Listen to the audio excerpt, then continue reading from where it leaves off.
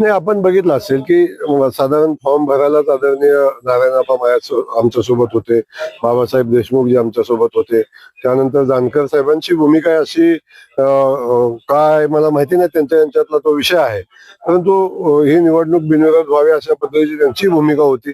आणि पलीकडे जाऊन बघितलं, अभिजितजींचा मला फोन आलता की भाऊ आम्ही तुमच्या सोबत आहे, आणि त्यांनी भेटीची इच्छा व्यक्त केलेली आहे.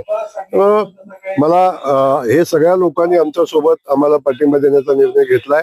त्यांनी का घेतला हे त्यांना माहिती असावं, परंतु ज्यांच्या जवळून ही लोक आज बाजूला होत आहेत, किंबहुना या उमेदवारीच्या कडे पाठ फिरवत आहेत, याचं आत्मपरीक्षण ज्यांनी ही निवडणूक लावली त्यांनी केलं पाहिजे.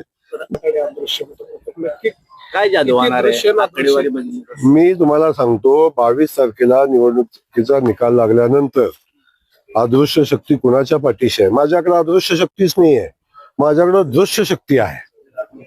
अदृश्य काय असायचं कारण? आमच्याकडे दृश्य शक्ती आहे. मी आपण बघितलं असेल की एखादं दुसरं तिसरं मत सुद्धा एका एका मतदारसंघात मिळवायला अडचणीला अशी परिस्थिती आहे, आणि सगळे ओपन आहेत. असं कोण मागं येऊन किंवा असं लपून छपून कोणच नाही.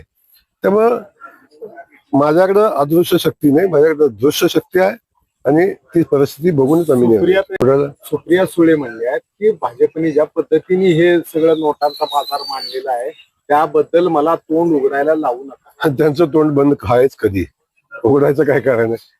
त्यामुळे त्याच्या अधिक न बोलणं उचित आहे. पण आपण मग एवढंच निवडणूक बाकीच्या होते तर तुम्ही पुण्यातल्या उमेदवार का मागे घेतल्या? ते कुणाच्या परवानगीने घेतल्या?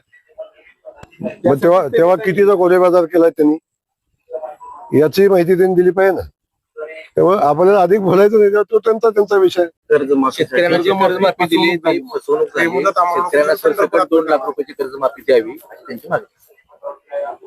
आता त्यांना कर्जमाफी झालेली कदाचित त्यांना माहिती नसावं. सध्या ते दिल्ली वाऱ्या जास्त करतात, त्यामुळे महाराष्ट्रातली माहिती कमी असावी. कर्जमाफीच्या संदर्भातला निर्णय घेतलेला आहे, कर्जमाफी शेतकऱ्याच्या खात्यावर येईल, त्यामुळे त्यांनी फार चिंता करायचं कारण नाही. त्यांचं ते विमान प्रवास चालू आहे, तो करावा त्यांनी.